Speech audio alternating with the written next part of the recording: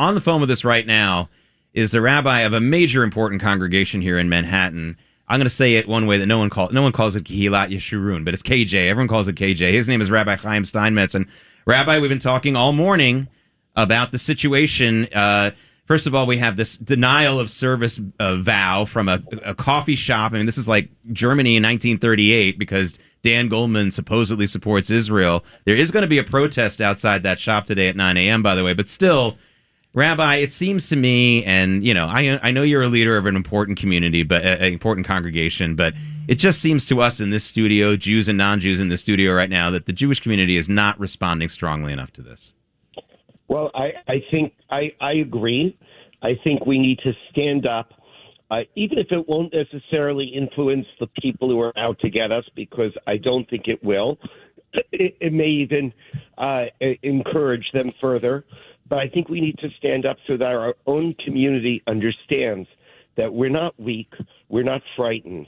We absolutely need to stand up just so that we can lodge our protest, say that this is immoral, and that we will not accept it. This is the United States of America. This is not Germany in 1933. This is not Poland from the 1800s. This is the United States of America, and we will stand up for our rights, and we will let our community know that we have the strength and courage to get through this. Rabbi, you're the leader of a very prominent congregation here. For those of you who may be somewhat familiar with it, this is the very famous congregation that Rabbi Lookstein's, both Joseph and Haskell Lookstein were rabbis there and led those congregations. I got to ask you, though, we're talking about a strong response, though, but are some of your prominent congregants talking about getting the heck out, moving to Florida, moving to Israel, getting away from all this? Not quite yet. I mean, there are always people who will talk about it. I think, obviously, the conditions in the city matter. Right now, look, crime is down, which is, thank God, let's hope that doesn't change. The city more or less is clean. So I think that as long as this is livable, they're willing to stick it out. I don't think they're taking flight just yet. I think that if the situation changes, people will leave. People will leave if they feel that they're not completely safe. But right now, my people are staying, and my people are willing to stick it out. And by the way, my people are willing to fight. Well, Rabbi, this is Fernando Mateo. First of all, they're not your people; they're our people. Okay. Well, I mean, my congregation. I understand. I'm just kidding. You might want to be the co-rabbi. Listen, I'm the rabbi of the congregation. I may take you up on that. Fernando, there's I'm going to make some good connections. There's an unveiling and a funeral in Queens later today that Rabbi Steinmetz would rather not go to. I think you can do it for him. I'll fill in for you. Yeah. Listen, I say, the Jewish community has contributed so much to New York. In the real estate market, in the retail market, in every market whatsoever. It's mainly led by Jews. And you unite when it comes to all of that stuff. Why haven't you united when it comes to fighting for your rights, fighting for what's right for the Jewish community? I want to see a big turnout today protesting what happened to the congressman, because it's not right that you stay home. Come out, show force, and let people know that, hey, the Jewish community comes together for big investment, but we're also going to come out together for human justice. Fernando, your words are music to my ears. This is what we need. Are you dancing? Are you dancing yet? I'm not dancing just yet, but it is music to my ears. We need a coalition of people who will stand on principle, who will not allow those who demonize any community to get into power. We need to stand together. And by the way, there are people in every community.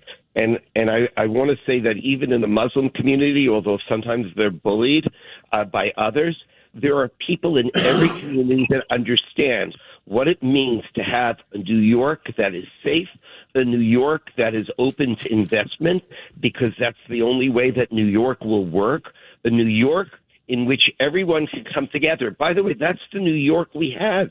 We just had it a couple years ago under Mike Bloomberg.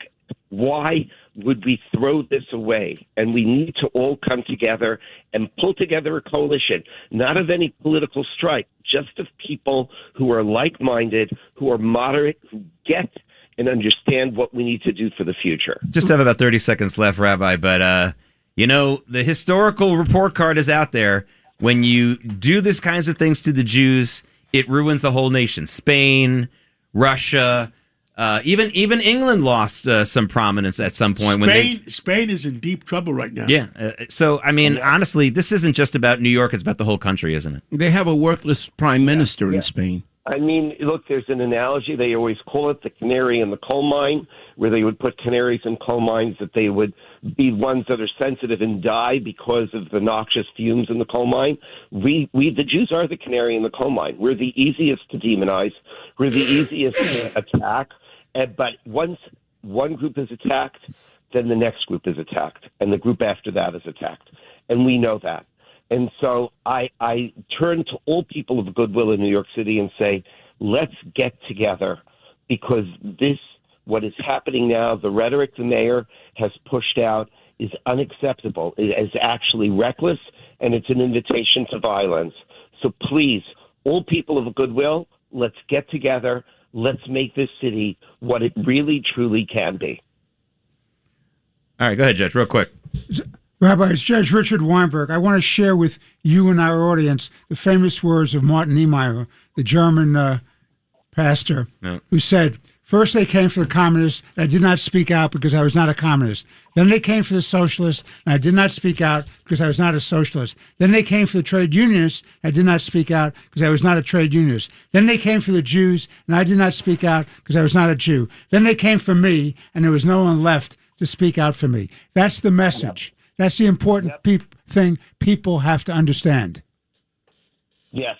So let's get together. Let's try to build a coalition. I know that in the Jewish community, everyone is woken up because we're the ones that are in the crosshairs. Now let's start pulling other communities in. Rabbi Chaim Steinmetz from KJ, Kehilat Yeshurun. I'm saying, no one says that. It's always just KJ. You're saying it with the Hebrew pronunciation. Wonderful. I know. Once in a while it comes like, well, I'm a Flatbush grad, so tell that to the Ramaz kids. We learned Hebrew properly at Flatbush. I got to get that in. Thanks for listening to Sid and Friends in the Morning. You can hear Sid and Friends in the Morning weekday mornings at 6. If you like the podcast, share it with your friends and listen anytime at WABCRadio.com and download the WABC Radio app. Hit that subscribe button on all major podcast platforms. Plus, follow WABC on social on Instagram, TikTok, Facebook, and X. See you next time for a new episode so you never have to wonder. What the heck is going on here?